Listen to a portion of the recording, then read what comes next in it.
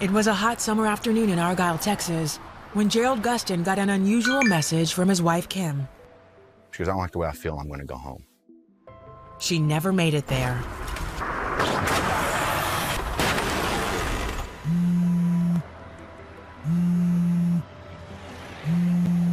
I kept calling her over and over again, and finally somebody answered the phone. "Your wife's been in an accident. Right now, CPR is being administered to her. Is it bad?" And she said, "Yes, sir, it's bad." Kim had passed out at the wheel and brushed the highway barrier. The woman who'd answered was a nurse who had stopped to help. Gerald stayed on the phone as she and a police officer performed CPR, trying to get a pulse. Reality sank. And I'm like, she's dead. And Lord, just let me get to her. Let me get to her. Let me see her. Don't let this happen. Kim was taken to Medical City Denton, where she was intubated and treated for cardiac arrest. It was estimated she had been without a heartbeat for 28 minutes. Gerald remembers talking to the doctor soon after he arrived. Her body, her liver, and her organs are shutting down. One thing they need to do is control the bleeding in their lungs and get the lungs stabilized. We're not sure that she's going to make it through the night. Already, Gerald was trying to come to terms with losing his wife. To say, "I'll release you," or "I'll let you go." If God really wants you, this is the ultimate. I mean, you can't choose between this place and heaven. Even then, Gerald and their friends and family put their hope in God. I said, "You're the God of the impossible." And I remember saying, "Your word says in 2 Corinthians that your grace is sufficient and that your power is made perfect in our weakness." I said, "I'm begging you for a miracle." Although Kim survived the night, she was still in critical condition. As Gerald prayed in the coming days, he says God spoke to him. He said, "I'm doing a miracle. I'm answering your prayer." If he tells me this is what's going to happen, it doesn't matter what man says. This is what's going to happen. You just hold on to it. Kim began to stabilize, and doctors ordered an MRI.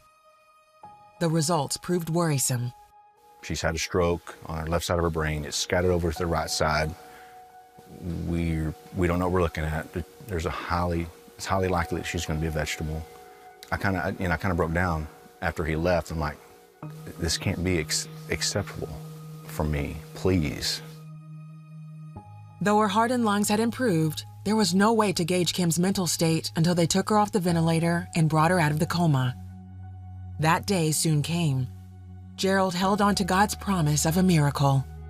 Remember what he's told you and cling to what he's told you and know that his promises are yes and amen. And his word says he has begun a good work and will bring it to completion. So if he says something, when God speaks, I don't care if he says no, you've heard the voice of God. After being extubated the next day, Kim was awake. She couldn't talk, but her family knew she was well on her way to healing. 24 to 36 hours, she was up in her bed looking at her phone, and I thought, this is remarkable. Me and my son would stand over her, and she would follow our voice in our face, and we're like, this is awesome. I mean, I was just like, man, let's just go. Let's bring her home. Hello. What do you really want to tell him? Hey, easy. Feed the dogs. Feed the dogs. On August 4th, 3.5 weeks after her accident, Kim left the hospital to continue her journey to healing through prayer and rehab. Literally, the day that I left the hospital and I was transported there, I remember that whole day. And I realized that it wasn't going to be a quick fix. You know, it was going to be a journey. And it was going to be something that, with God, I would have to do. Kim would spend several weeks in rehab before finally coming home with most of her functionality returned.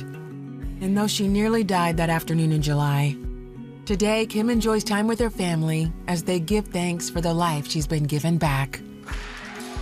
And I'm thankful that they were able to see God work and see the miracles that a lot of people don't get to see. He completely restored what was supposed to be taken away from me. Kim is a living proof of a resurrection. We see it every day.